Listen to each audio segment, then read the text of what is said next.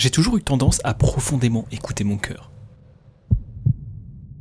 Souvent, malgré toute analyse de faits rationnels, mon instinct finit par me faire changer d'avis. Et j'ai pas mal culpabilisé de faire ça. Culpabilisé parce qu'on m'a souvent dit que ma raison, ma capacité à penser de façon logique et rationnelle, était bien trop parasitée par mes émotions, par ce que je ressentais.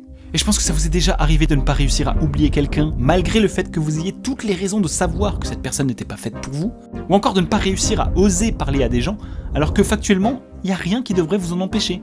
Et c'est vrai que ce genre de situation en particulier, ça alimente pas mal cette croyance que les sentiments nous dévient systématiquement d'un bon choix ou de toute forme de logique. Tout ça n'est clairement pas aidé par les aberrations du style « arrête de chialer, les émotions, ça sert à rien ». Et parfois j'entends souvent dire que ce sont deux choses strictement différentes et malheureusement souvent avec une glorification de la rationalité, là où les sentiments seraient beaucoup plus assimilés à du chaos et à de la perdition. Et là, attention, spoiler, il faut nuancer. Même beaucoup nuancé, parce que c'est même pas vrai. Alors désolé, aujourd'hui on va encore parler des émotions, mais parce qu'en fait il n'y a jamais fini d'en parler. Mais ce sera peut-être la dernière fois, parce que... Putain...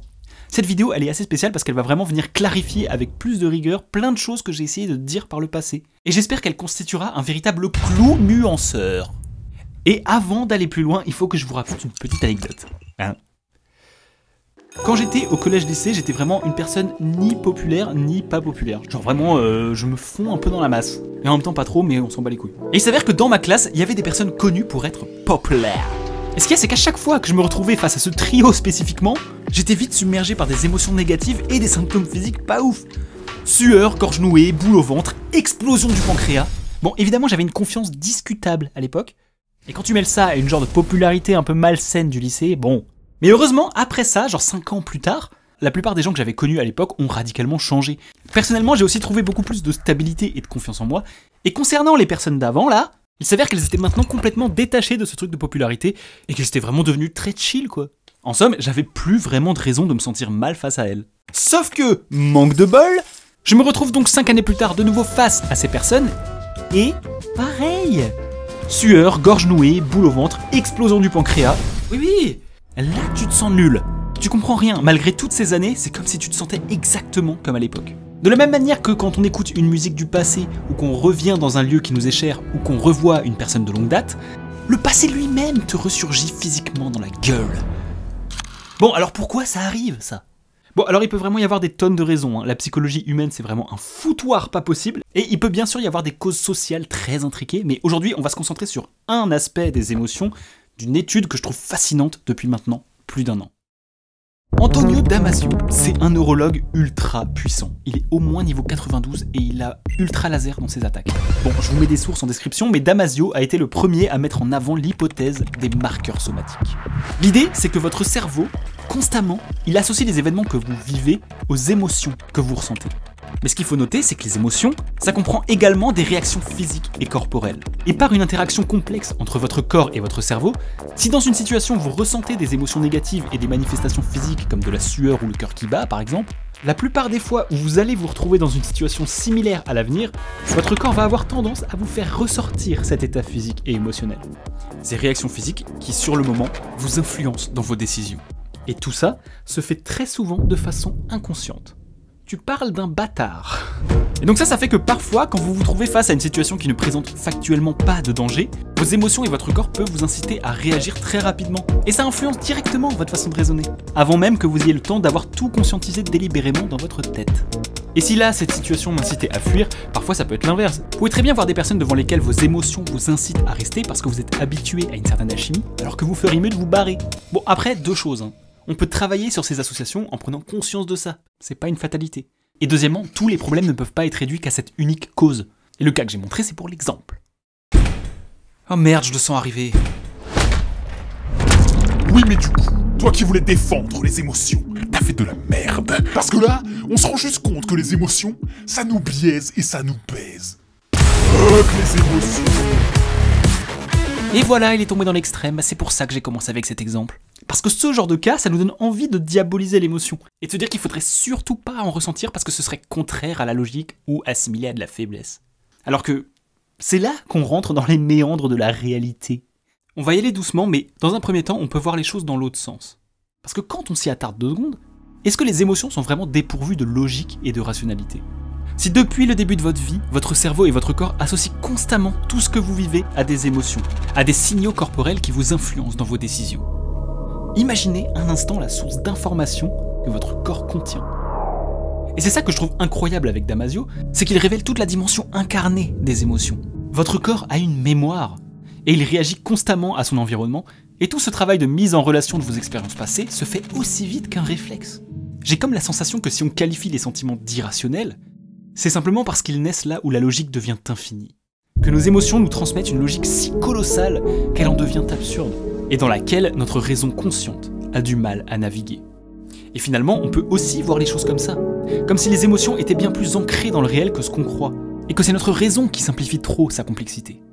Pour voir ça autrement, on dit souvent que l'émotion c'est le propre de l'humain, et que la réalité est froide et rationnelle. Mais sauf qu'on peut clairement voir les choses dans l'autre sens.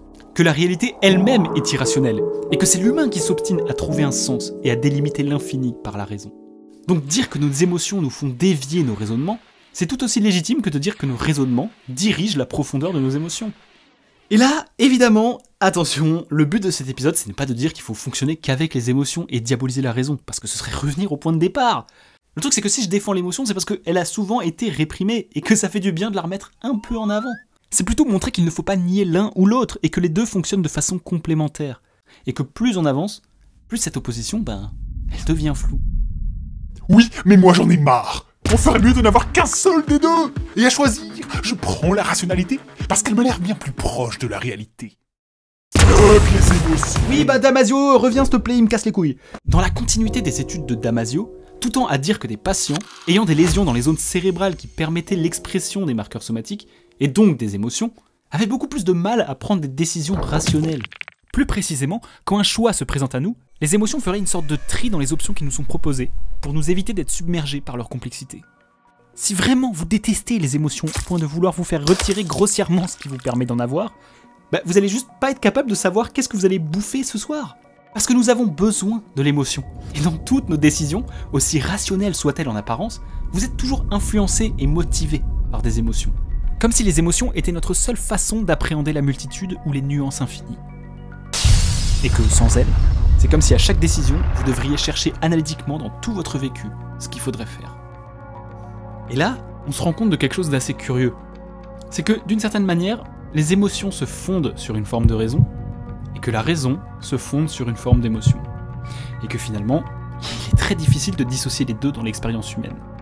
Si toutes les idées qu'on peut se faire de la raison résultent de nos projections ou de notre perception humaine, existe-t-il vraiment un monde d'une objectivité pure ? Cette question a-t-elle vraiment du sens ? Je me dis de plus en plus que l'erreur qu'on fait depuis toujours, c'est de séparer de façon binaire des concepts qui en fait sont juste deux expressions interconnectées d'une même réalité. Séparer la rationalité des sentiments, c'est comme séparer les mathématiques et l'art. Moi qui ai toujours souffert d'avoir été attiré par l'art dans un milieu scientifique, mais quelle a été ma stupeur quand j'ai compris que mes camarades et moi s'émerveillaient en fait de la même chose, de l'endroit où la raison et l'émotion se rejoignent.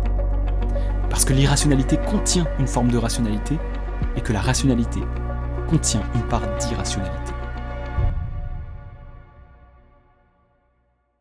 Si je vous fais cette vidéo, c'est aussi parce qu'en philosophie, il y a un courant qu'on appelle le stoïcisme. Et pour le résumer facilement, c'est un courant qui incite à l'exercice de la raison pour comprendre et réguler nos émotions, mais aussi savoir lâcher prise quand il le faut. Une pratique saine en apparence. Le problème, c'est qu'il y a beaucoup de personnes qui ont récupéré ça et déformé ça pour dire il faut nier ses émotions. Comme si la raison n'en contenait aucune nuance et qu'il fallait à tout prix bannir l'émotion. Dans cette idée, tout l'espace est dédié au contrôle rigide et aucun n'est alloué pour le lâcher prise.